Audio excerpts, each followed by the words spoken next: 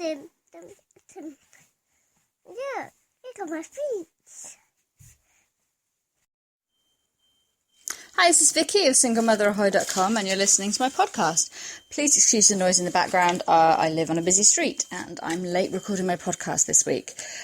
So last week's podcast was 5 top tips for Facebook, and I'm going to follow that up this week with another 5 top tips because there's a lot you can say about Facebook, basically. So let's get cracking. My first tip for today is to use shorter text in your updates. I said last week that using photos will get you more interaction. Quite often you don't have time to add a picture, or you don't have a picture that you want to add, so you update text, which is perfectly fine. The only thing is, the longer the text is, the less likely people are to read it. I don't know about you, but when you see kind of a big block of text and then the little blue see more link, I mean, how often do you actually click on that? I don't very often click on it.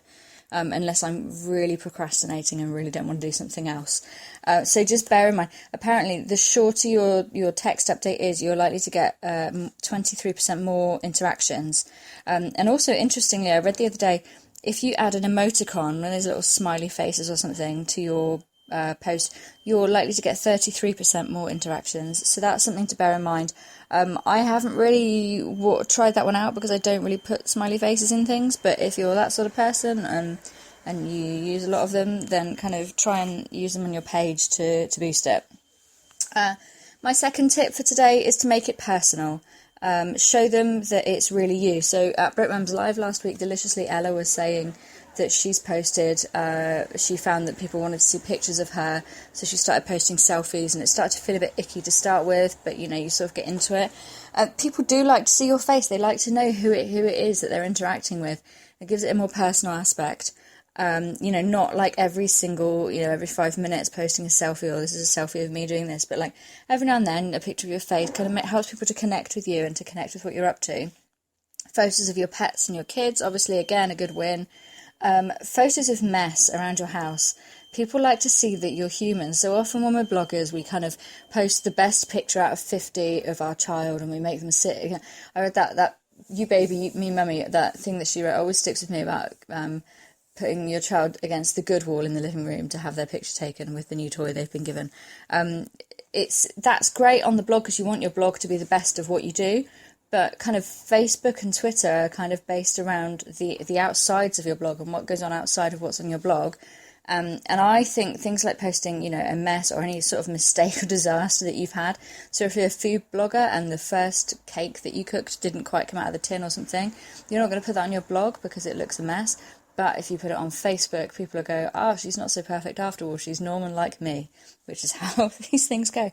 Also, weather. Everybody loves to moan about the weather. If it's really hot, oh, it's lovely and hot today. Or if it's raining, oh, like the latest thing is that we're going to be hit by a monsoon and have the wettest summer on record. But a couple of weeks ago, we were going to have a heat wave. So I don't know which is coming first. Things like that. People love to interact with that and have a good old natter.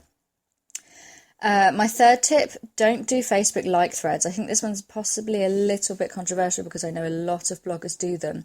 What you're doing with a Facebook like thread is you're saying, okay, here's my Facebook page. If you like my page, I'll like yours. Or I'll like the 2 people ahead of me, and the 2 people who link up after me will like my page.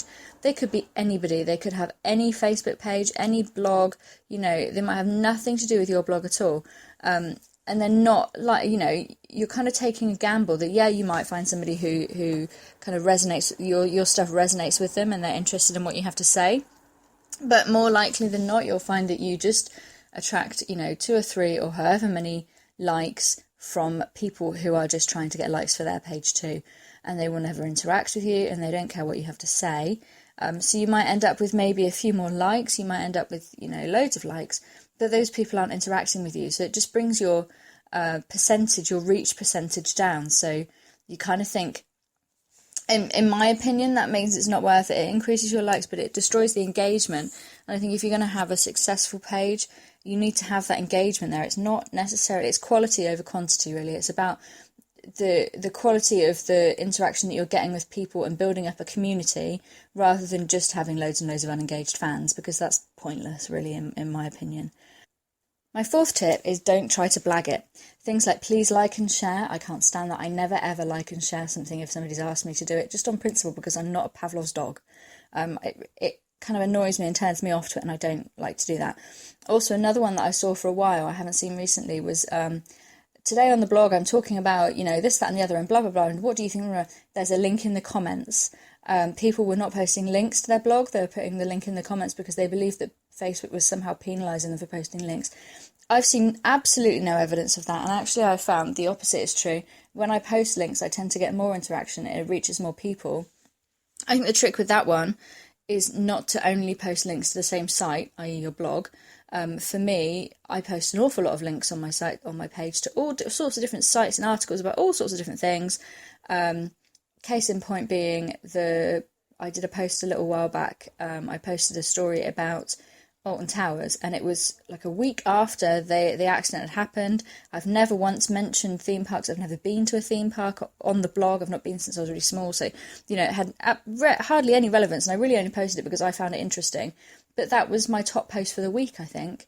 So I think rather than, the link is in the comments, trying to blag your way around EdRank, there is absolutely no point in trying to blag your way around EdRank. Facebook and its team of programmers and their algorithms are cleverer than you. I'm sorry, it's true.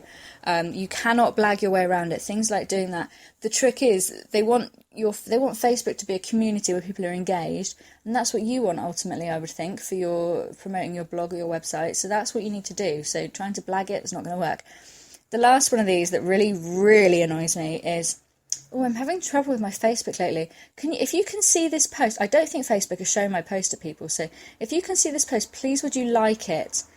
That is complete bollocks.